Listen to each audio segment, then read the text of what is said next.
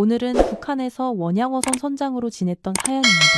북한 원양어선 선장은 국가 외화벌이를 책임지는 중요한 직책이었습니다. 20년간 영웅 칭호까지 받았지만 실적 압박에 태풍 속에서도 조업을 강행하다 두 선원을 잃었죠. 국가는 그들의 죽음을 숫자로만 처리했습니다. 러시아에서 우연히 본 한국 드라마의 발전된 모습은 충격이었고 이것이 발각되어 강등당하며 가족까지 고문받게 되었습니다. 희망이 사라진 체제에서 벗어나 자유를 찾기 위해 목숨 걸고 탈북을 결심했습니다. 어떤 사연인지 지금부터 사연 시작하겠습니다. 저는 한때 북한에서 영웅이라 불렸습니다. 청진 앞바다를 누비며 20년간 원양어선 선장으로 일했죠. 하지만 지금 저는 대한민국 인천 항구에서 새로운 삶을 살고 있습니다. 어떻게 북한의 영웅이 탈북자가 되었는지 그 긴 이야기를 들려드리겠어요. 청진에서 태어난 저는 어린 시절부터 바다와 함께 자랐습니다. 아버지도 어부였고 할아버지도 어부였죠. 집안 대대로 바다에서 삶을 일구어온 가문이었습니다. 20살에 처음 배를 탔을 때의 그 설렘을 아직도 잊을 수가 없어요. 짠 바닷바람이 얼굴을 스치고 파도가 배를 흔들 때마다 가슴이 뛰었습니다. 열심히 일한 덕분에 30살이 되던 해에 원양어선 선장이 되었죠. 당시 북한에서 원양어선 선장이 된다는 것은 대단한 일이었습니다. 국가에서 직접 임명장을 받았고 청진 시내에서도 저를 모르는 사람이 없을 정도였어요. 수산사업소에서는 저를 모범선장으로 선전했고 김일성 훈장까지 받았습니다. 아내와 아들, 그리고 안정된 배급과 월급으로 남부럽지 않은 생활을 했죠.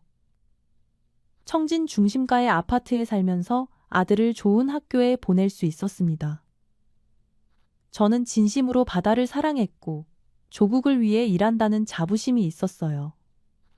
매번 출항할 때마다 더 많은 물고기를 잡아오겠다는 각오로 임했습니다. 하지만 우리 집에는 절대 남에게 말해서는 안 되는 비밀이 하나 있었죠. 제 할아버지가 사실은 부산 출신의 어부였다는 것입니다. 한국 전쟁 당시 조업 중에 북한 해군에게 붙잡혀 강제로 북쪽에 남게 되었어요.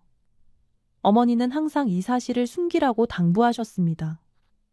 만약 이게 알려지면 우리 가족 모두가 위험해진다고 하셨죠. 할아버지는 돌아가시기 전까지 부산 자갈치 시장 이야기를 종종 하셨습니다. 저는 어린 마음에 그저 옛날 이야기로만 들었지만 나이가 들수록 할아버지의 그리움이 얼마나 컸을지 조금씩 이해하게 되었어요. 때로는 남쪽 바다가 어떤 모습일지 상상해 보기도 했습니다. 같은 바다인데 왜 우리는 갈 수 없는 걸까 하는 의문이 들기도 했죠. 원양어선을 타고 동해를 누비면서 저는 가끔 남쪽을 바라보곤 했습니다. 수평선 너머에는 할아버지의 고향이 있겠죠? 하지만 그런 생각은 금방 털어버렸어요. 저는 북한의 영웅이었고 국가가 저를 믿고 맡긴 선박을 책임져야 했으니까요. 충성심과 호기심 사이에서 저는 늘 충성을 선택했습니다. 그것이 제 가족을 지키는 길이라고 믿었죠. 2000년대에 들어서면서 모든 것이 달라지기 시작했습니다. 수산 사업소에 내려오는 어획량 목표가 갑자기 2배로 늘어났죠. 상부에서는 외화벌이를 위해 더 많은 물고기를 잡으라고 압박했습니다. 이전에는 한 달에 100톤이었던 목표가 200톤으로 뛰었어요. 선원들과 저는 밤낮 없이 일해야 했습니다. 그해 8월 태풍이 북상한다는 소식이 들려왔죠. 원래대로라면 즉시 귀향해야 했습니다.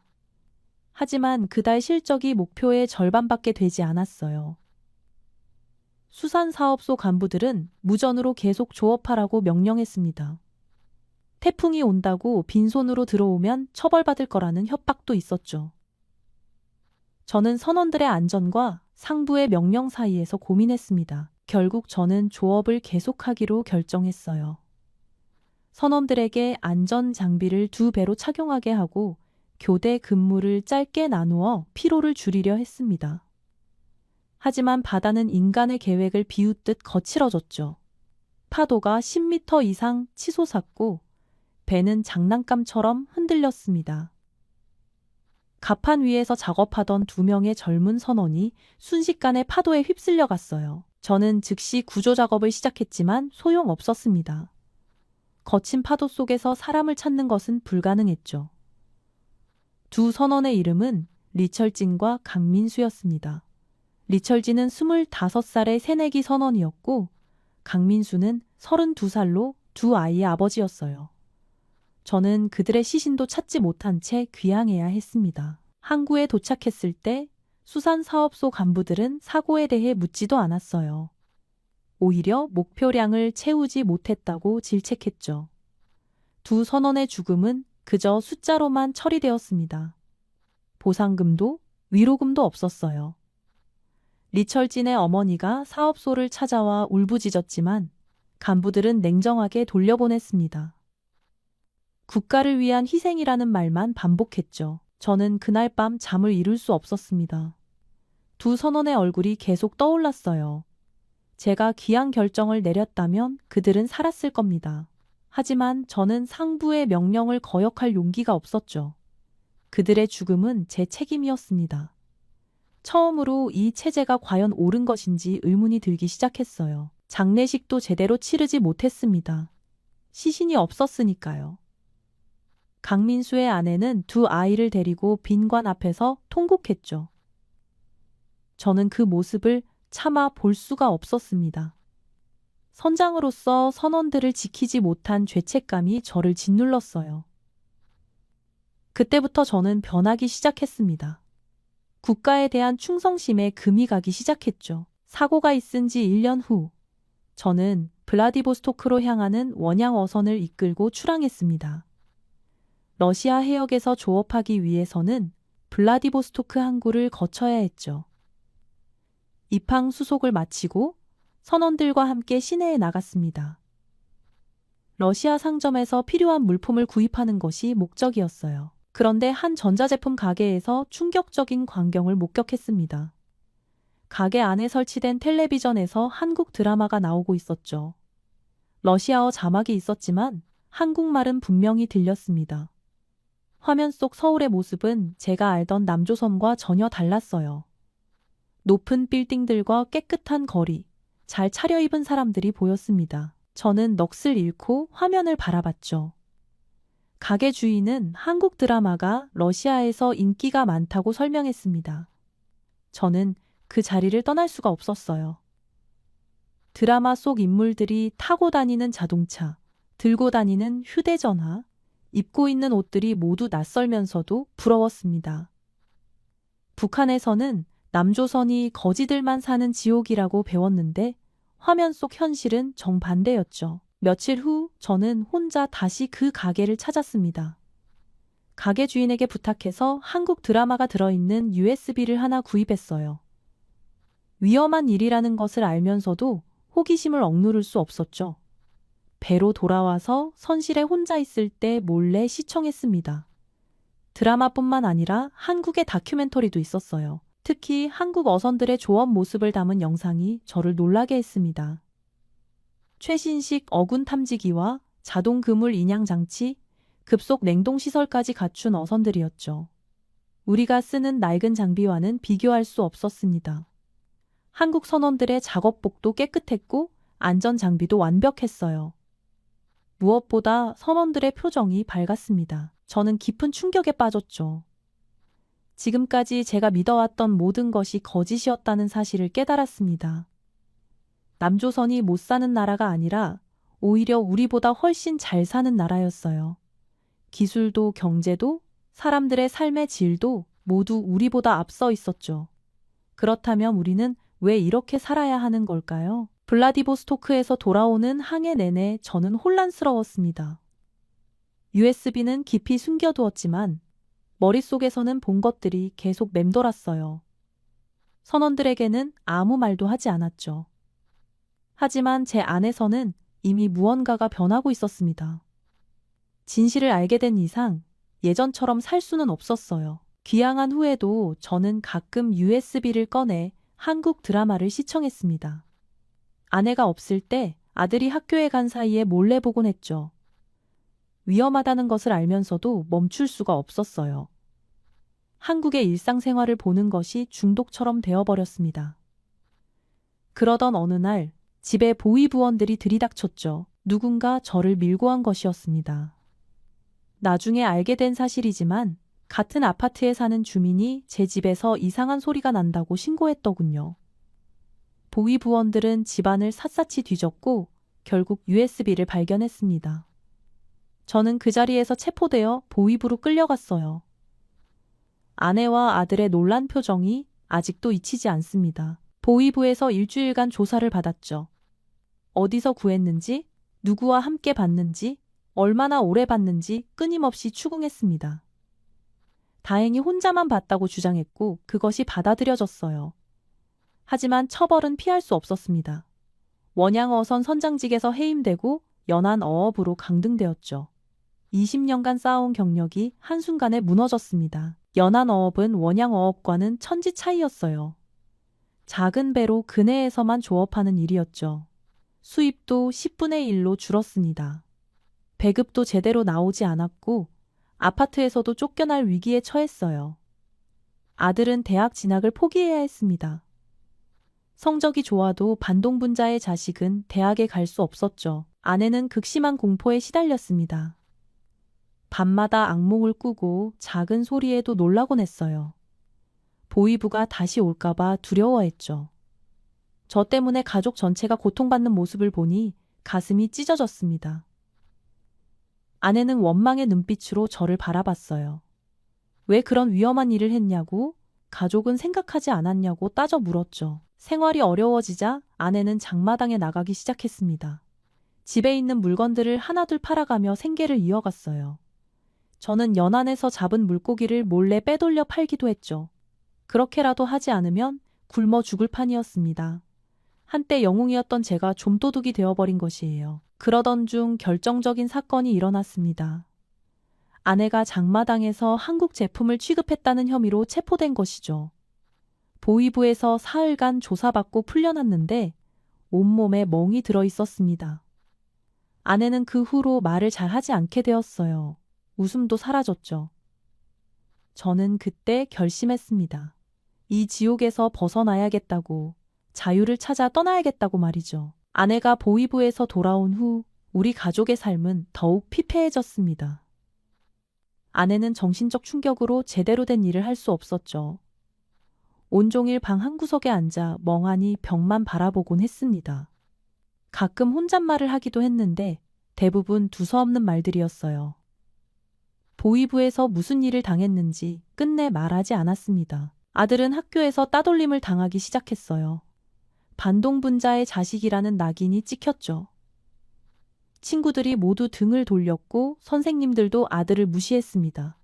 성적이 아무리 좋아도 대학은 꿈도 꿀 수 없었어요. 아들은 점점 말수가 줄어들었고 집에 와서도 방에만 틀어박혀 있었죠. 18살 청년의 눈에서 희망이 사라지는 것을 보는 것은 정말 고통스러웠습니다. 생계를 위해 저는 더 위험한 일들을 하게 되었어요. 연안에서 잡은 물고기를 빼돌리는 것은 기본이었고 가끔은 밀수품을 운반하기도 했죠. 중국 상인들과 몰래 거래하면서 약간의 돈을 벌었습니다. 하지만 언제 발각될지 모르는 불안감에 시달려야 했어요. 한때 국가의 영웅이었던 제가 범죄자가 되어버린 현실이 비참했습니다. 그러던 중 옆집에 살던 김 씨 가족이 굶어 죽는 일이 발생했죠. 세 식구가 모두 영양실조로 쓰러진 것을 일주일 만에 발견했습니다. 그 집도 우리처럼 정치적 문제로 배급이 끊긴 집이었어요. 시체를 수습하러 온 관리들은 아무런 감정도 없이 일을 처리했죠. 마치 쓰레기를 치우듯이 말입니다. 저는 그 광경을 보면서 극심한 분노를 느꼈어요. 이것이 과연 사람이 사는 세상인가 싶었죠. 국가는 우리를 보호하기는커녕 죽음으로 내몰고 있었습니다. 충성을 바쳤던 조국이 우리를 버린 것이었어요. 수십 년간 믿어왔던 모든 것이 거짓이었다는 사실에 배신감이 치밀어 올랐습니다. 어느 날 밤 아들이 제게 물었어요. 왜 우리는 이렇게 살아야 하냐고? 잘못한 것도 없는데 왜 벌을 받아야 하냐고 말이죠. 저는 대답할 수 없었습니다. 아들의 질문에 답할 수 있는 말이 없었어요. 그저 미안하다는 말밖에 할 수 없었죠. 그날 밤 저는 처음으로 탈북을 진지하게 생각하기 시작했습니다. 체제에 대한 분노는 날이 갈수록 커졌어요. 거리에 나가면 간부들의 비싼 외제차가 지나가는 것이 보였죠. 그들의 자녀들은 좋은 옷을 입고 잘 먹고 다녔습니다. 반면 일반 주민들은 굶주림에 시달리고 있었어요.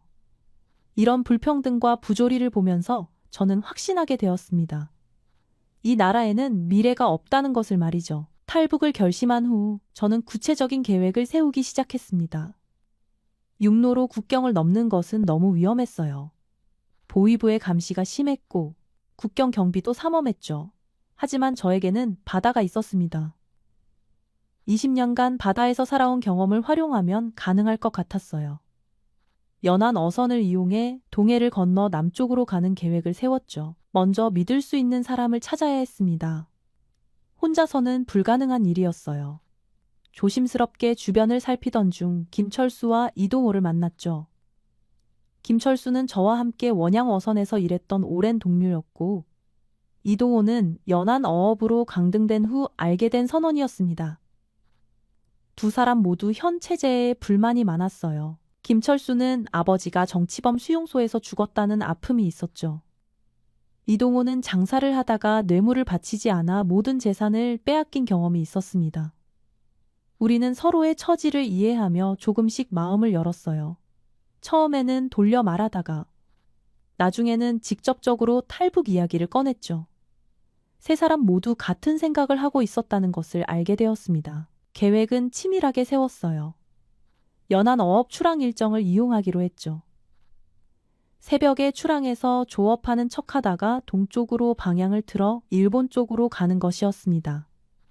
연료는 조금씩 빼돌려 모았고 식량도 비축했어요. 나침반과 간단한 해도도 구했죠.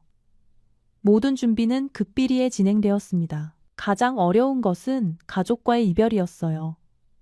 아내와 아들을 두고 떠나야 한다는 사실이 가슴을 찢었죠. 하지만 함께 가는 것은 불가능했습니다.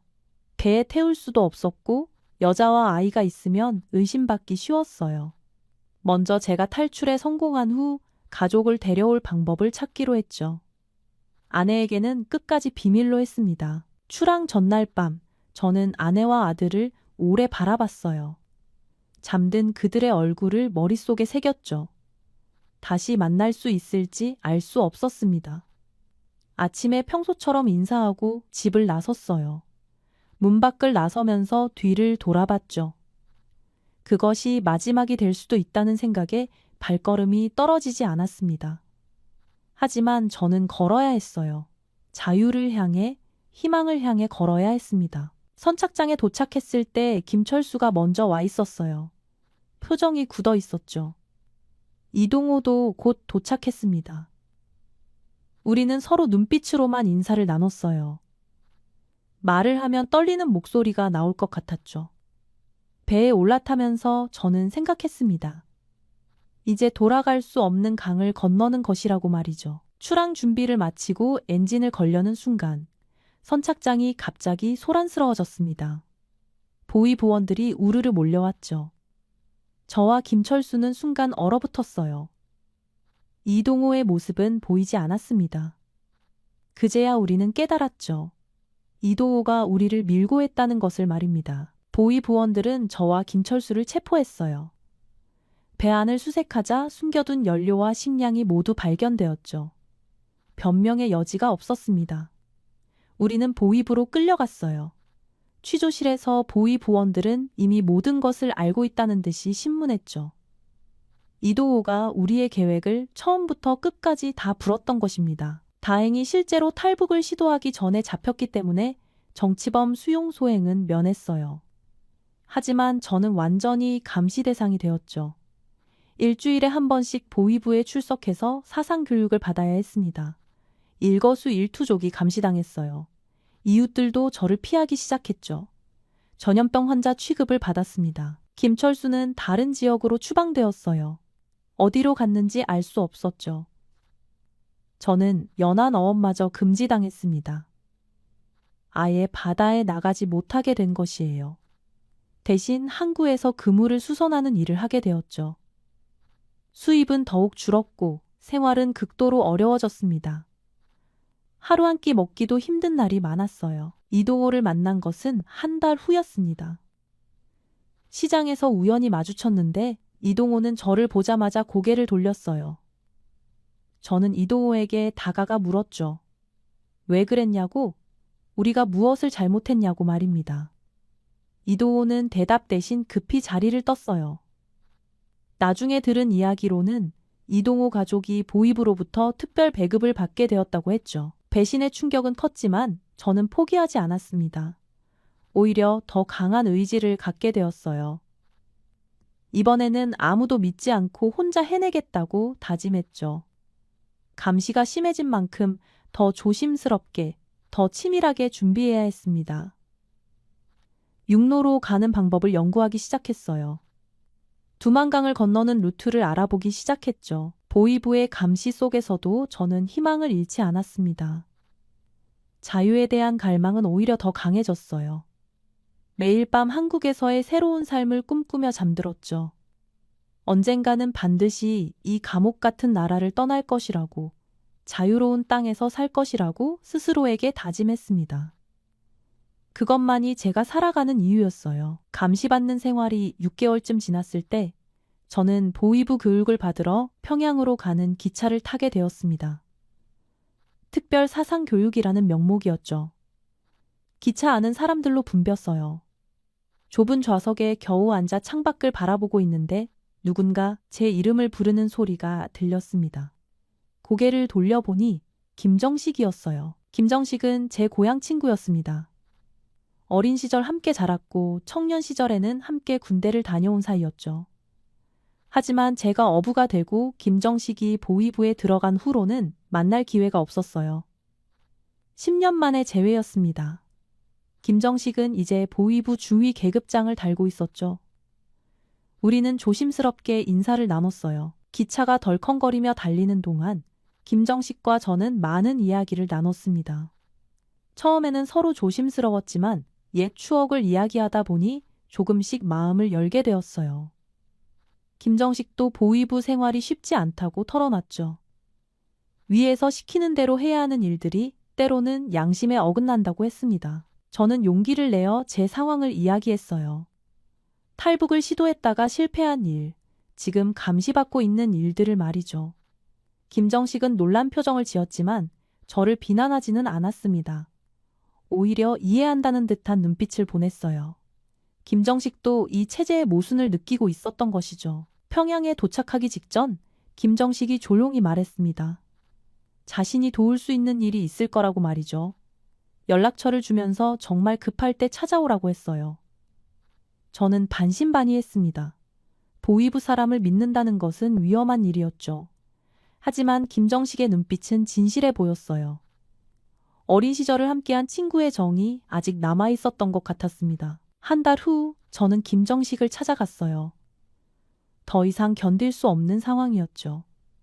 아내가 병들었는데 약을 구할 수 없었고 아들은 영양실조에 걸렸습니다. 김정식은 저를 보자 한숨을 쉬었어요. 그리고는 두만강 국경 지역의 경비 상황을 알려주었죠. 특정 시간대에 경비가 약한 구간이 있다는 정보였습니다. 김정식은 마지막으로 말했어요. 자신도 언젠가는 이 나라를 떠나고 싶지만 가족이 너무 많아 불가능하다고 말이죠. 대신 저라도 성공하기를 바란다고 했습니다. 우리는 말없이 손을 잡았어요. 그것이 마지막 인사였죠. 김정식의 도움으로 저는 다시 한번 탈북을 시도할 수 있게 되었습니다. 김정식이 알려준 정보를 바탕으로 저는 두만강으로 향했습니다. 겨울이었기 때문에 강이 얼어 있을 거라 예상했죠. 함경북도 온성군의 한 마을에서 며칠간 숨어 지내며 기회를 엿봤어요. 김정식이 말한 대로 새벽 3시에서 4시 사이에 경비가 교대하는 시간이 있었습니다. 그 짧은 틈을 노리기로 했죠. 영하 20도의 추위 속에서 저는 강변으로 내려갔어요. 꽁꽁 얼어붙은 두만강이 눈앞에 펼쳐졌죠. 건너편에는 중국 땅이 보였습니다. 불과 몇백 미터 거리였지만 그것은 생과 사의 갈림길이었어요. 한 발 한 발 조심스럽게 얼음 위를 걸었습니다. 얼음이 깨질까봐 무서웠지만 뒤돌아갈 수는 없었죠. 강 중간쯤 왔을 때 갑자기 손전등 불빛이 비쳤어요. 순간 심장이 멈추는 줄 알았죠. 하지만 다행히 불빛은 다른 곳을 향했습니다. 저는 엎드려서 기어가듯 움직였어요. 무릎과 손이 얼어붙는 것 같았지만 멈출 수 없었습니다. 드디어 중국 땅에 발을 디뎠을 때 저는 눈물이 났어요. 자유를 향한 첫걸음을 뗀 것이죠. 중국에서의 생활은 쉽지 않았습니다.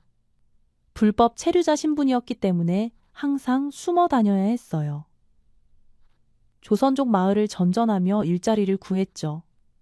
건설 현장에서 벽돌을 나르기도 하고 농장에서 일하기도 했습니다. 하루 일당은 겨우 끼니를 해결할 정도였어요. 하지만 북한에서보다는 나았습니다. 적어도 굶지는 않았으니까요. 가장 힘든 것은 외로움이었어요.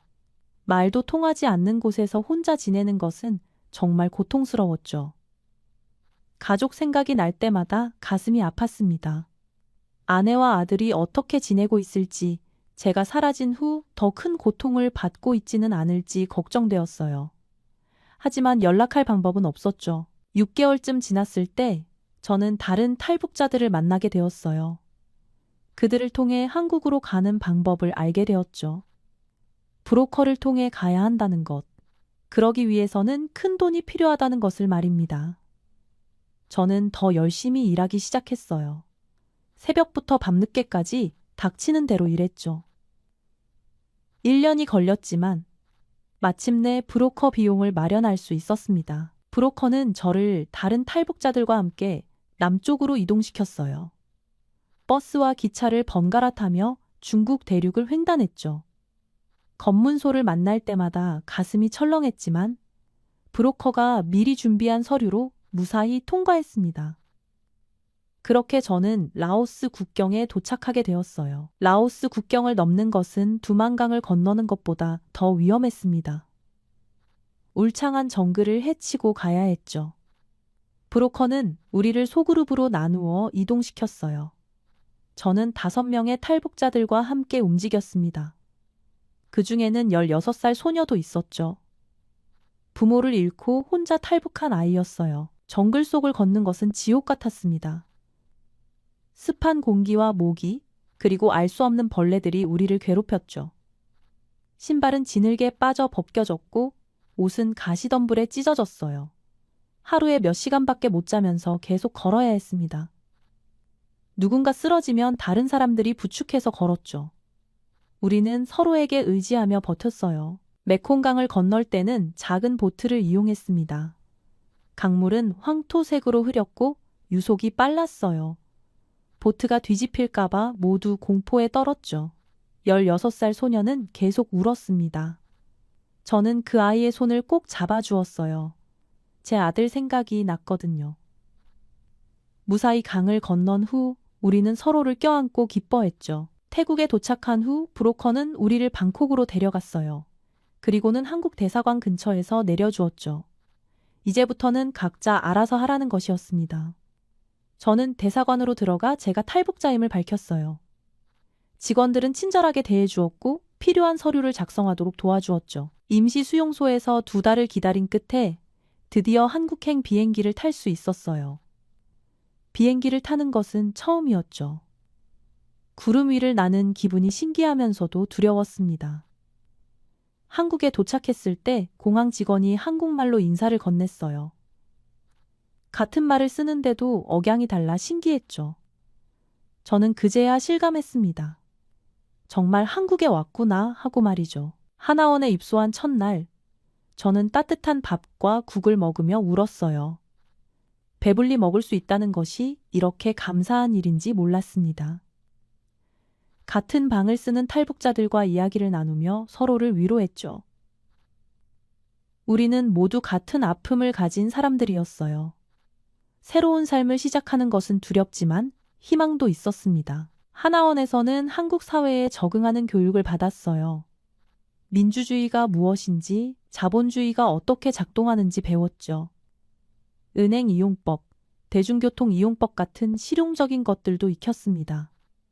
모든 것이 새로웠지만 열심히 배웠어요.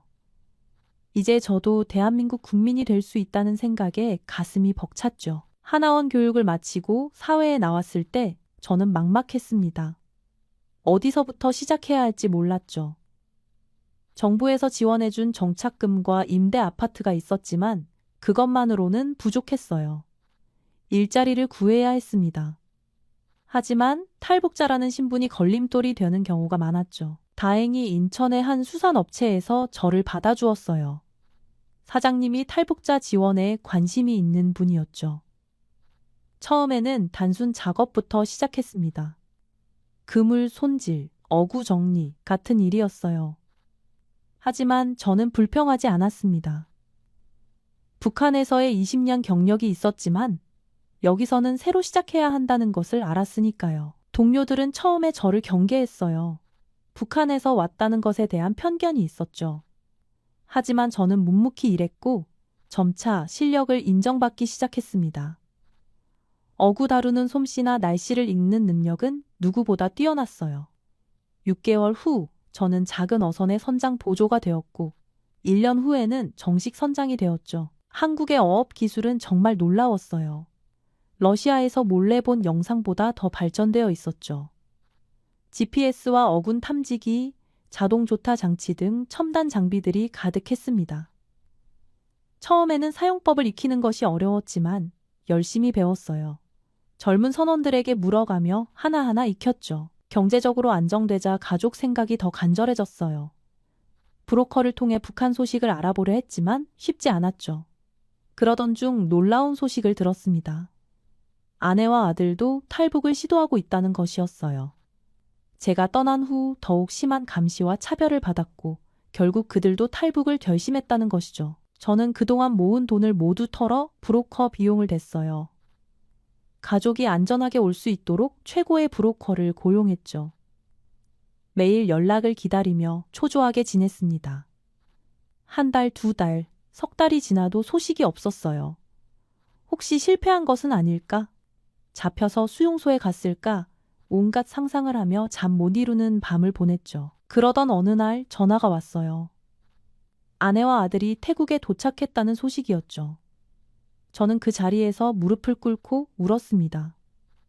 동료들이 놀라서 달려왔지만 저는 말을 할 수가 없었어요. 너무 기쁘고 감사해서 그저 눈물만 흘렸죠. 7년 만에 가족을 다시 만날 수 있게 된 것입니다. 인천공항에서 가족을 기다리는 시간은 제 인생에서 가장 길게 느껴졌습니다. 도착 시간이 다가올수록 가슴이 빨리 뛰었어요. 과연 그들이 저를 알아볼까? 7년의 세월이 우리를 얼마나 변하게 했을까 걱정도 되었죠. 게이트가 열리고 사람들이 나오기 시작했을 때 저는 숨을 멈춘 채 기다렸습니다. 그리고 마침내 아내와 아들이 나타났어요. 많이 야위었지만 분명 제 가족이었죠. 아들은 저를 보자마자 달려왔습니다. 25살 청년이 되어 있었지만 어린아이처럼 제 품에 안겨 울었어요. 아내도 천천히 다가와 제 손을 잡았죠. 우리는 공항 한복판에서 서로를 부둥켜 안고 한참을 울었습니다. 집으로 돌아오는 길에 아들이 말했어요. 아버지가 떠난 후 얼마나 힘들었는지, 하지만 언젠가 다시 만날 거라는 희망을 놓지 않았다고 말이죠. 아내는 제가 보낸 돈으로 탈북할 수 있었다며 고마워했습니다. 저는 미안하다는 말밖에 할 수 없었어요. 그들을 두고 먼저 떠났던 것이 늘 마음의 짐이었으니까요. 아들은 한국에서 대학에 가고 싶다고 했어요. 북한에서는 이루지 못한 꿈이었죠. 저는 아들의 꿈을 지원하기 위해 더 열심히 일했습니다. 다행히 탈북 청소년을 위한 특별 전형이 있어서 아들은 대학에 입학할 수 있었어요. 컴퓨터 공학을 전공하겠다고 했죠. 북한에는 없던 기술을 배우고 싶다고 했습니다. 아내는 건강을 회복하는 데 시간이 걸렸어요. 북한에서 받은 정신적 충격이 컸던 것이죠. 병원에서 치료를 받으며 조금씩 나아졌습니다. 지금은 작은 식당에서 일하고 있어요. 북한 음식을 파는 곳인데 손님들이 아내의 음식 솜씨를 좋아한다고 합니다. 아내도 일하면서 활력을 되찾았죠. 저는 지금도 어선선장으로 일하고 있습니다. 한국 선원들과 완전히 하나가 되었어요. 그들은 더 이상 저를 탈북자로 보지 않고 그저 동료로 대해줍니다. 가끔 북한 해역 근처를 지날 때면 복잡한 감정이 들어요. 그곳에는 아직도 제 친구들이 있을 테니까요. 특히 저를 도와준 김정식이 생각납니다. 언젠가 통일이 되면 북한 수산업 발전에 기여하고 싶어요. 제가 배운 기술과 경험을 나누고 싶습니다. 북한 어부들도 안전하고 효율적으로 일할 수 있도록 돕고 싶어요. 그것이 제가 받은 도움에 보답하는 길이라고 생각합니다. 매일 아침 인천 바다를 보며 그날을 꿈꿉니다. 자유롭게 오갈 수 있는 바다. 남과 북의 어부들이 함께 일하는 바다를 말이죠. 북한 고려항공은 세계에서 가장 폐쇄적인 국가의 유일한 항공사입니다. 이곳의 승무원들은 날개 달린 감시 대상이라 불리며 외부 세계를 엿볼 수 있는 특권과 극도의 통제 속에서 일합니다. 언제든 사소한 실수로 처벌받을 수 있는 위험 속에서 한 승무원은 베이징에서 우연히 마주한 자유의 불빛에 이끌렸습니다. 중국 신문을 잠깐 보았다는 이유로 강등된 후 그녀에게 찾아온 마지막 기회는 결코 돌아올 수 없는 선택을 하게 만들었습니다. 숨막히는 감시망을 빠져나와 라오스 강을 건너고 태국을 거쳐 그녀가 찾아낸 자유의 의미는 무엇이었을까요? 저는 김선영입니다. 고려항공 승무원이 되기까지의 과정은 많은 사람들이 상상하는 것과는 다릅니다. 흔히들 북한에서 비행기를 탈 수 있는 직업은 최고의 충성심을 가진 사람만 가능하다고 생각하지만 실상은 그렇지 않았습니다. 제 아버지는 무역관리국 소속 3과 실무 간부였고 어머니는 외화식당에서 조리원으로 일했습니다. 우리 가족은 정치적으로 문제가 없는 일반적인 평양 시민이었죠. 특별히 뛰어난 성분도 위험한 성분도 아닌 무난한 출신이었습니다. 고려항공 승무원 선발 기준에는 외모와 키, 그리고 기본적인 외국어 능력이 중요했습니다.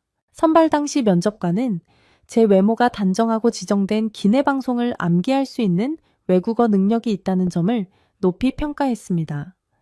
중국어와 러시아어 몇 마디를 할 수 있었기 때문이죠. 정확한 발음보다는 외워서 말할 수 있는 능력이 중요했습니다. 선발 과정에서 외국에 친척이 있는지, 해외에서 온 편지나 전화를 받은 적이 있는지도 물었습니다. 이런 것들이 하나라도 있으면 탈락할 가능성이 높았죠. 다행히 저는 해외 연고가 전혀 없었습니다. 고려항공 승무원이 된다는 것은 특권을 얻는다는 의미가 아니었습니다.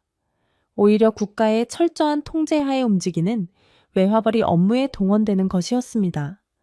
우리는 곧 외국 방문객들에게 북한의 얼굴이 된다는 교육을 받았고 그만큼 엄격한 규율 속에서 살아야 했습니다. 훈련 기간은 6개월이었습니다. 기내 서비스보다 사상교육이 더 많았죠. 매일 아침 김일성, 김정일 교실을 외웠고 승무원으로서 갖춰야 할 태도와 국가 보위에 관한 내용을 반복해서 학습했습니다. 첫 비행을 앞두고 저는 매우 긴장했습니다. 항공기에 오르는 것보다 외국인을 마주하는 것이 더 두려웠습니다. 실수하면 어떻게 될지 알 수 없었기 때문입니다.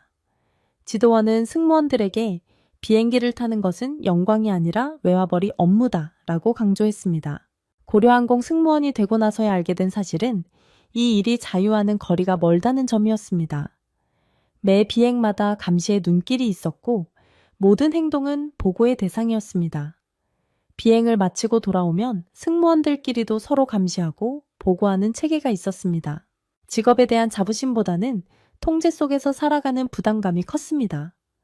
그럼에도 다른 직업에 비해 나은 점은 있었습니다. 비행 수당으로 받는 외화가 조금이나마 있었고 가끔 외국 과자나 화장품을 몰래 구경할 수 있는 기회가 있었기 때문입니다. 비행을 마치고 돌아오면 수첩에 그날의 상황과 특이사항을 기록해야 했습니다. 이것이 곧 보위부에 전달될 자료였기 때문에 항상 조심했습니다. 실수로 외국인과 눈을 마주치거나 필요 이상의 대화를 나누었다면 솔직히 보고해야 했습니다. 그렇지 않으면 다른 승무원의 보고로 문제가 될 수 있었기 때문입니다. 이렇게 저는 고려항공 승무원으로서의 생활을 시작했습니다. 하늘을 나는 직업은 자유롭게 보일지 모르지만 실상은 더 많은 감시와 통제 속에 있었습니다. 하지만 이것이 제가 앞으로 마주하게 될 더 큰 도전의 시작에 불과했다는 사실은 그때는 알지 못했습니다. 국제선 승무원으로 배정받은 것은 입사 2년 차였습니다. 처음에는 평양 선양 노선을 맡았지만 이후 평양에서 베이징, 평양에서 블라디보스토크 노선으로 확대되었습니다. 외국에 발을 디딜 수 있다는 것은 특별해 보이지만 실제로는 더 많은 통제와 감시가 따랐습니다. 국제선 비행 전날은 항상 특별 교육이 있었습니다. 보위 지도부 담당자가 와서 외국에서 지켜야 할 규칙들을 일일이 설명했죠. 외국인과의 불필요한 대화 금지, 외국 물건을 함부로 만지지 말 것, 단체 행동 이탈 금지 등 규칙은 끝이 없었습니다. 귀국 후에는 보위 지도부에 상세한 보고서를 제출해야 했습니다. 베이징 첫 비행은 긴장의 연속이었습니다. 공항에 도착해서도 다른 승무원들과 함께 움직여야 했고 인솔자 없이는 화장실조차 갈 수 없었습니다. 호텔에 도착하면 짐을 검사받았고 방은 항상 2인 1실이었습니다. 이것도 서로를 감시하게 하는 방법 중 하나였죠. 호텔 방에서도 자유롭게 말할 수 없었습니다. 도청 장치가 있다는 것을 알았기 때문입니다. 중요한 얘기는 메모로 주고받거나 물소리를 틀어놓고 작은 소리로 속삭였습니다. 심지어 방 안에서도 북한의 지도자에 대한 충성심을 표현해야 했습니다. 비행 업무가 늘어날수록 감시의 눈길도 더 강해졌습니다. 한 달에 2번 진행되는 승무원 회식은 사실상 또 다른 사상 검열의 장이었습니다. 술잔이 몇 순배 돌면 간부들은 승무원들의 충성심을 시험하기 시작했습니다. 모두가 지켜보는 가운데 갑자기 지도자에 대한 찬양을 요구받기도 했죠.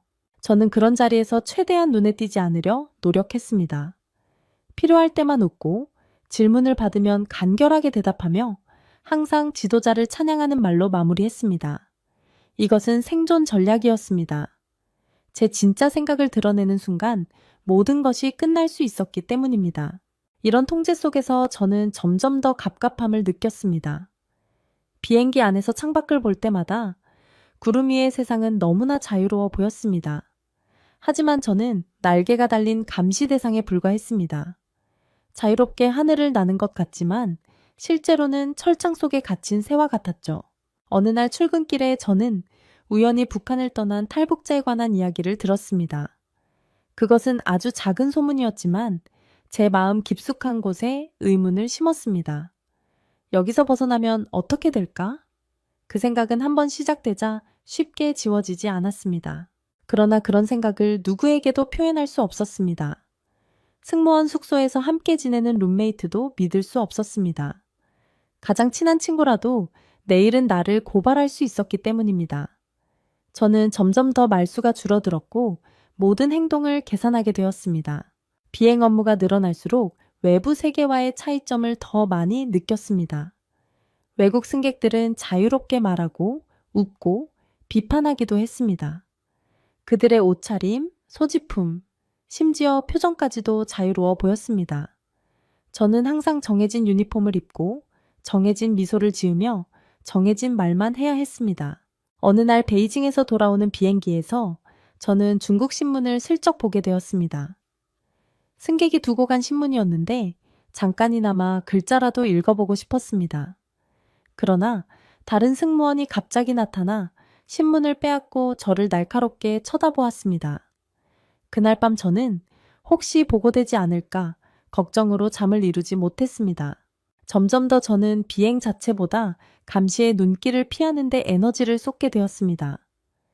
매일 아침 거울 앞에서 표정 연습을 했고 어떤 상황에서도 동요하지 않는 얼굴을 만들려고 노력했습니다. 감정을 드러내는 것은 위험했으니까요. 이런 통제 속에서도 저는 매번 국제선 비행을 자원했습니다. 답답한 현실을 잠시라도 벗어나고 싶었기 때문입니다. 비록 자유롭지는 않았지만 적어도 다른 세상을 볼 수 있었으니까요. 그리고 그 경험들은 제 마음속에 작은 씨앗을 심었습니다. 언젠가 이 모든 통제에서 벗어날 수 있을까 하는 희망의 씨앗을 말입니다. 갑작스러운 변화는 2년차 가을에 찾아왔습니다. 국제선 비행 일정표에서 제 이름이 사라진 것입니다. 처음에는 단순한 실수라고 생각했습니다. 그러나 그 다음 주에도 제 이름은 없었습니다. 마침내 관리부에 문의했을 때 상부 지시로 국제 노선에서 제외되었다는 답변을 들었습니다. 공식적인 이유는 과도한 외부 노출에 따른 재교육 필요였습니다. 무슨 뜻인지 정확히 알 수 없었지만 누군가 저를 사상적으로 문제가 있다고 보고했다는 의미일 수 있었습니다. 저는 평양국제공항 수화물 업무로 배치 변경되었습니다. 하늘에서 땅으로, 국제선에서 국내 업무로의 강등이었습니다. 새로운 업무는 단조롭고 답답했습니다. 국제선 비행기에서 내린 승객들의 수화물을 확인하고 처리하는 일이었죠. 예전에는 그 비행기를 타고 다른 나라로 갔었는데 이제는 그저 지상에서 바라보기만 해야 했습니다. 매일 창문 너머로 이륙하는 비행기를 바라보며 가슴이 아팠습니다. 어느 날 라이라는 동료가 화장실에서 저에게 작은 쪽지를 건넸습니다. 조심해, 네가 베이징에서 중국 신문을 봤다는 보고가 올라갔어. 순간 온몸에 식은땀이 흘렀습니다. 그날 이후 저는 매일 출근길에 정치보위부에 끌려갈까 두려워했습니다. 아침마다 문소리에 놀라 잠에서 깼습니다. 부모님께도 상황이 알려졌습니다. 어머니는 저를 불러 조용히 말했습니다. 무슨 일이 있었는지 묻지 않을게. 그냥 조용히 살아라. 눈에 띄지 마. 어머니의 눈에는 두려움이 가득했습니다. 아버지는 더 말수가 줄어들었고 밤늦게 귀가하는 날이 많아졌습니다. 혹시 제 문제로 아버지까지 조사받고 있는 것은 아닐까 걱정됐습니다. 수화물 업무를 맡은 지 3달째. 저는 완전히 다른 사람이 되어 있었습니다. 웃음이 사라졌고 항상 주변을 경계했습니다. 매일 아침 정치학습 시간에 가장 열심히 필기했고 생활총화에서는 가장 먼저 자아 비판을 자원했습니다. 어떻게든 의심을 거두고 다시 국제선으로 돌아가고 싶었기 때문입니다. 동시에 마음 한구석에서는 분노가 자라고 있었습니다. 아무런 잘못도 하지 않았는데 단지 신문을 잠깐 보았다는 이유로 이런 처벌을 받는 것이 이해되지 않았습니다. 하지만 그 분노를 표현할 곳은 없었습니다. 그저 삼켜야만 했죠. 어느 날 저는 공항 화장실 거울 앞에서 문득 제 모습을 보게 되었습니다. 어깨는 축 처져 있었고 눈에는 생기가 없었습니다. 그렇게 서서히 무너져가는 제 모습이 슬펐습니다. 이대로 계속 살아간다면 저는 완전히 다른 사람이 되어버릴 것 같았습니다. 그렇게 6개월이 지났을 때 예상치 못한 기회가 찾아왔습니다. 비행 일정표에 제 이름이 있었던 것입니다. 베이징행 비행기의 승무원으로 배정된 김미란 승무원이 갑자기 건강 문제로 비행을 할 수 없게 되었고 급히 대체 인원이 필요했습니다. 그리고 그 자리에 제가 선택된 것입니다. 처음에는 믿기지 않았습니다. 이것이 함정일지도 모른다는 의심도 들었습니다. 하지만 어떤 이유로든 저는 다시 하늘로 돌아갈 기회를 얻었습니다. 그 순간 저는 결심했습니다. 이번 기회를 절대 놓치지 않겠다고. 그리고 이 기회가 마지막일지도 모른다는 생각이 머릿속을 스쳤습니다. 비행 준비를 하면서 짐을 최소화했습니다. 필요한 것만 챙기고 나머지는 모두 버렸습니다. 제가 사라진 후 가족들이 조사받을 때 의심을 살 만한 흔적을 남기고 싶지 않았기 때문입니다. 일기장과 개인 사진들도 모두 불태웠습니다. 아무도 모르게 말입니다. 비행 전날, 저는 부모님께 평소보다 조금 더 오래 인사드렸습니다. 마지막이 될지도 모른다는 생각에 마음이 아팠지만 티를 낼 수는 없었습니다. 아버지는 늘 그렇듯 신문을 읽고 계셨고 어머니는 저녁 준비를 하고 계셨습니다. 평범한 일상이었지만 제 눈에는 모든 것이 소중하게 보였습니다. 비행 당일, 저는 평소보다 더 열심히 일했습니다. 의심을 피하기 위해 승객들에게 더 친절하게 대했고 다른 승무원들과도 평소보다 활기차게 대화했습니다. 내 안에서는 폭풍이 휘몰아치고 있었지만 겉으로는 평온해 보이도록 최선을 다했습니다. 베이징 공항에 도착했을 때 저는 비행 잡지를 뒤적이며 무심코 박미영의 번호가 적힌 쪽지를 확인했습니다. 아직 그 번호가 유효할지, 박미영이 저를 기억할지, 도움을 줄 수 있을지 모든 것이 불확실했지만 지금 저에게는 이것이 유일한 희망이었습니다. 호텔에 도착한 후 저는 다른 승무원들과 함께 방을 배정받았습니다. 이번에도 2인 1실이었고 룸메이트는 김정아 승무원이었습니다. 김정아 승무원은 제가 국제선에서 제외되었을 때 저와 거리를 두었던 사람 중 하나였습니다. 함께 있는 동안 저는 평소와 다름없이 행동하려 노력했습니다. 그날 밤 호텔 전화로 박미영에게 연락했습니다. 다행히 번호는 여전히 유효했고 박미영은 저를 기억했습니다. 제가 탈출하고 싶다는 말을 꺼내자 박미영은 잠시 침묵했습니다. 하지만 곧 저를 도와주겠다고 말했습니다. 이튿날 오후 3시 호텔 근처 쇼핑몰에서 만나기로 약속했습니다. 그 전화 통화 후 저는 밤새 잠을 이루지 못했습니다. 내일이면 모든 것이 달라질 것이라는 생각에 가슴이 뛰었습니다. 두려움과 기대가 뒤섞인 감정이었습니다. 무엇보다 걱정되는 것은 가족이었습니다. 제가 사라지고 나서 부모님께 어떤 일이 생길지 생각하면 가슴이 아팠습니다. 하지만 이대로 북한에 남아있는다면 저는 평생 감시와 통제 속에서 살아야 한다는 사실도 알고 있었습니다. 새벽녘, 저는 결심을 굳혔습니다. 이 기회를 놓치면 다시는 오지 않을 것이라고 생각했습니다. 어떤 대가를 치르더라도 자유를 향한 이 한 걸음을 내딛기로 했습니다. 창문 밖으로 보이는 베이징의 불빛들이 저를 부르는 것 같았습니다. 아침이 되자 예상치 못한 소식이 들려왔습니다. 비행기의 기술적 결함이 발견되어 귀국 일정이 하루 연기되었다는 것입니다. 이것은 저에게 준비할 시간을 더 주는 운명의 도움이었습니다. 하지만 동시에 긴장감도 커졌습니다. 하루가 더 길어질수록 계획이 노출될 위험도 컸기 때문입니다. 그날 오후 저희 일행은 호텔 근처 쇼핑몰을 방문하게 되었습니다. 항상 그렇듯 인솔자와 함께 단체로 움직였습니다. 제 심장은 미친 듯이 뛰고 있었지만 얼굴에는 아무런 표정을 드러내지 않으려 했습니다. 쇼핑몰에 도착한 후 저는 화장실에 가야 한다고 말했습니다. 인솔자는 다른 승무원과 함께 가라고 지시했고 이성미 승무원이 저와 함께 가게 되었습니다. 화장실에 들어간 후 저는 이성미 승무원에게 속이 안 좋다며 조금 시간이 걸릴 것 같다고 말했습니다. 이성미 승무원은 잠시 망설이다가 밖에서 기다리겠다고 했습니다. 저는 화장실 칸에 들어가 깊게 숨을 들이마셨습니다. 이제 돌이킬 수 없는 순간이 온 것입니다. 쇼핑몰은 복잡했고 사람들로 붐볐습니다. 저는 재빨리 방향을 바꾸어 약속 장소로 향했습니다. 심장이 터질 듯이 뛰었지만 평온한 표정을 유지하려 노력했습니다. 약속 장소에 도착하자 박미영이 이미 기다리고 있었습니다. 박미영은 저를 알아보고 고개를 끄덕였습니다. 말없이 저를 따라오라는 손짓을 했고 저는 그대로 따라갔습니다.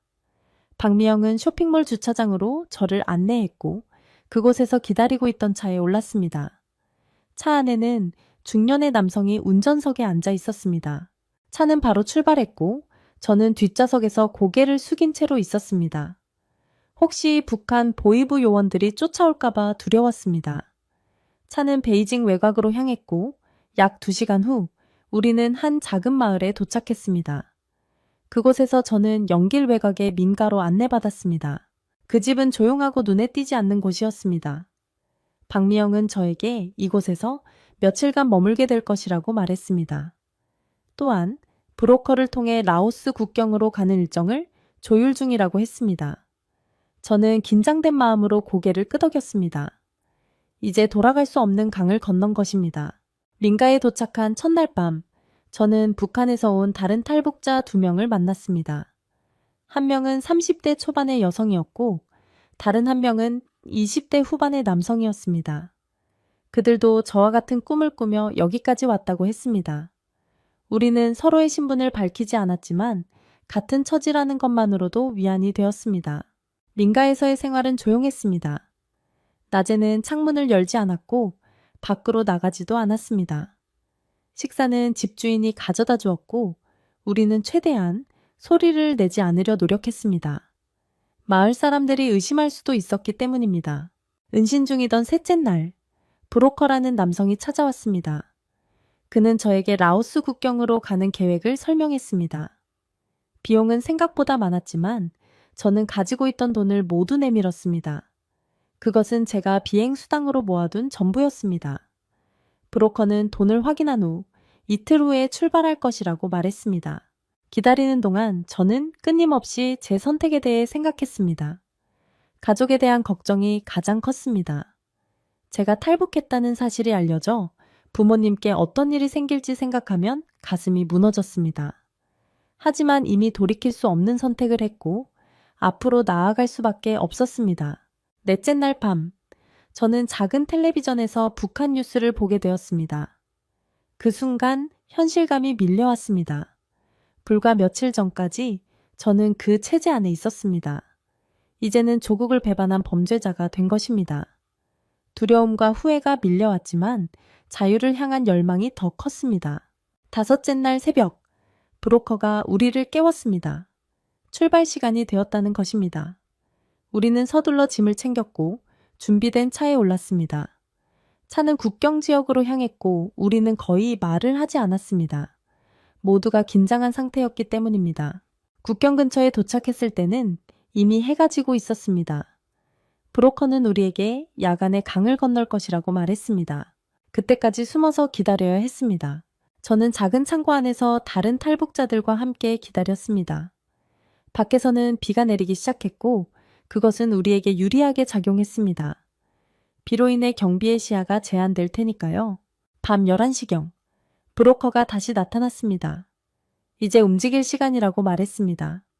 우리는 어둠 속에서 강가로 향했고 그곳에는 작은 배 한 척이 기다리고 있었습니다. 순간 저는 망설였습니다. 이 강을 건너면 정말로 돌아갈 수 없다는 생각 때문이었습니다. 하지만 뒤에서 기다리는 다른 탈북자들을 생각하며 저는 용기를 내어 배에 올랐습니다.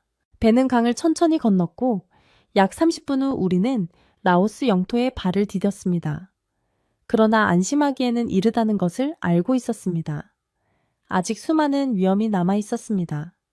브로커는 우리를 숲속으로 안내했고 그곳에서 또 다른 차를 타고 내륙으로 향했습니다. 새벽녘, 우리는 작은 마을에 도착했습니다. 브로커는 이곳에서 하루 쉬었다가 태국 국경으로 향할 것이라고 말했습니다. 허름한 숙소에 들어가자마자 저는 침대에 쓰러졌습니다. 며칠 동안의 긴장감이 한꺼번에 풀리면서 깊은 잠에 빠졌습니다. 다음날 아침, 갑작스러운 소음에 잠에서 깼습니다. 문이 열리고 라오스 경찰들이 들어왔습니다. 브로커는 보이지 않았고 우리 탈북자들만 방에 남아 있었습니다. 저는 순간 패닉에 빠졌습니다. 북한으로 강제 송환될까봐 두려움에 떨었습니다. 경찰들은 우리의 신분증을 요구했지만 우리에게는 아무것도 없었습니다. 저는 용기를 내어 한국행 희망 탈북자라고 말했습니다. 이것은 브로커가 만약의 경우를 대비해 가르쳐준 말이었습니다.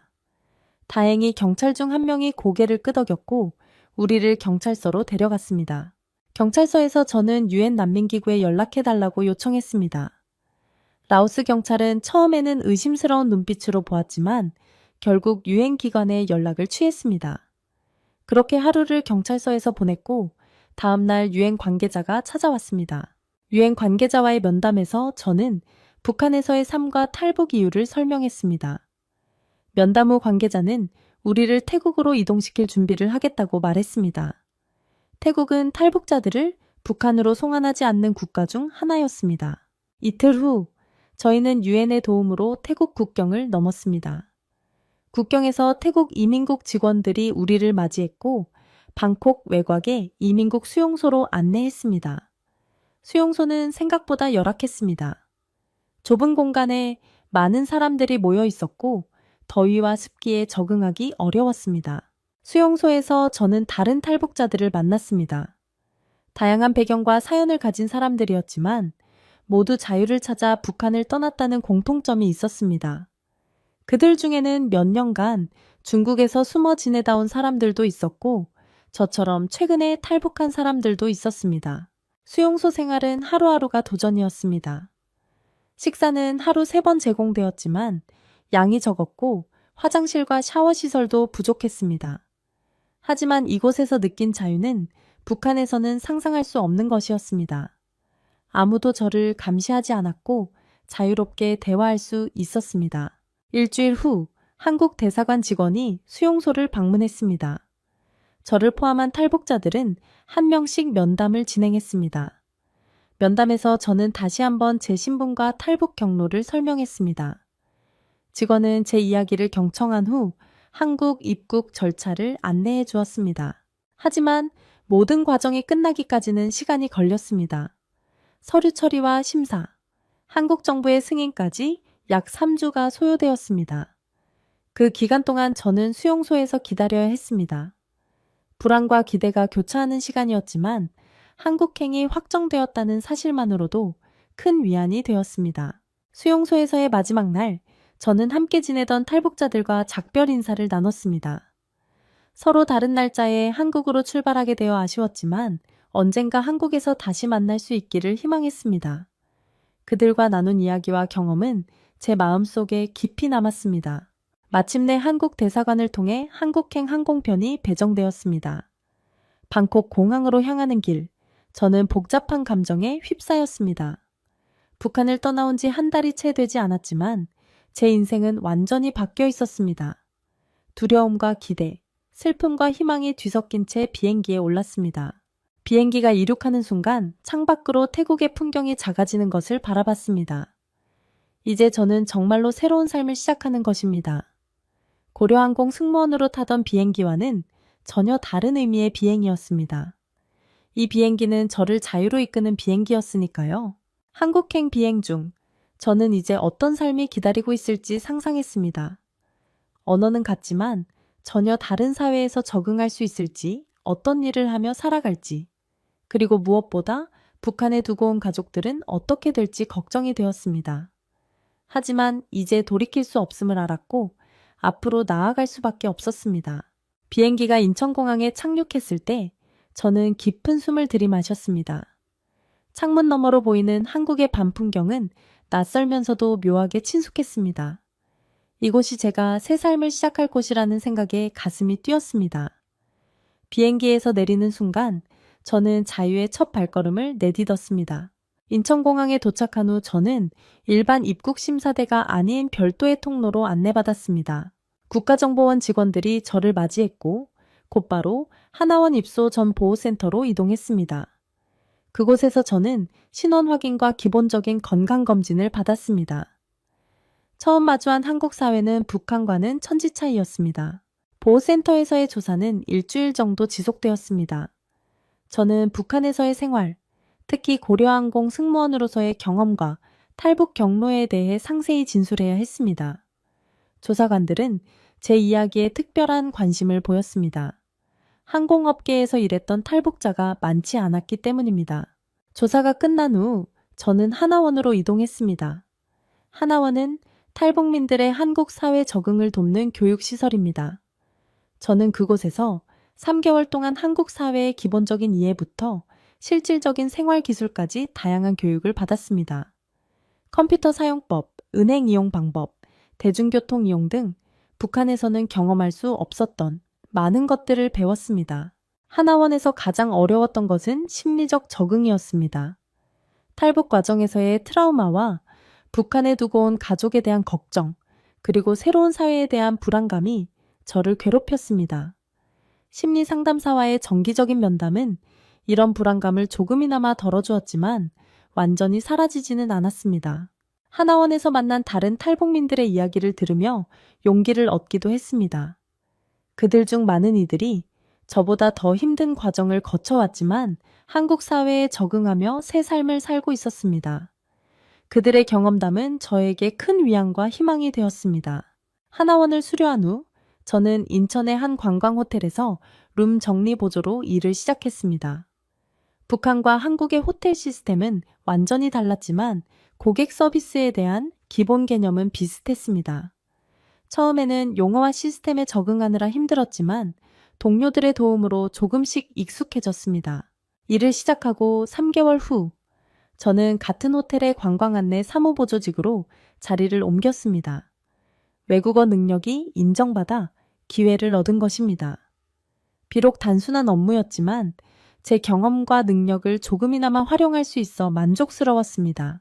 한국 생활에서 가장 놀라웠던 것은 선택의 자유였습니다. 북한에서는 모든 것이 국가에 의해 결정되었지만 한국에서는 제가 스스로 결정할 수 있었습니다. 어떤 옷을 입을지, 무엇을 먹을지, 어디에 살지, 어떤 직업을 가질지 모든 것이 제 선택이었습니다. 그 자유는 때로 부담스럽기도 했지만 동시에 가장 값진 것이기도 했습니다. 적응 과정에서 많은 어려움도 있었습니다. 문화적 차이, 언어 장벽, 그리고 탈북민에 대한 편견은 제가 넘어야 할 산이었습니다. 특히 북한 억양이 남아있어 대화할 때마다 출신을 드러내게 되는 것이 가장 힘들었습니다. 그럴 때마다 저는 제 선택을 후회하지 않는다고 스스로를 다독였습니다. 자유로운 한국 사회에서 가장 큰 변화는 제 생각과 의견을 자유롭게 표현할 수 있다는 점이었습니다. 북한에서는 항상 감시와 통제 속에서 진짜 생각을 숨겨야 했지만 한국에서는 제 의견을 말할 수 있었습니다. 처음에는 두렵고 낯설었지만 점차 그 자유를 누리는 법을 배웠습니다. 때때로 북한에 두고 온 가족들이 생각나 밤잠을 이루지 못할 때가 있었습니다. 그들이 저 때문에 어떤 처벌을 받고 있을지, 지금은 어떻게 지내고 있을지 걱정이 되었습니다. 하지만 제가 할 수 있는 것은 열심히 살아가는 것 뿐이었습니다. 언젠가 그들에게도 자유의 기회가 오기를 소망하며 말입니다.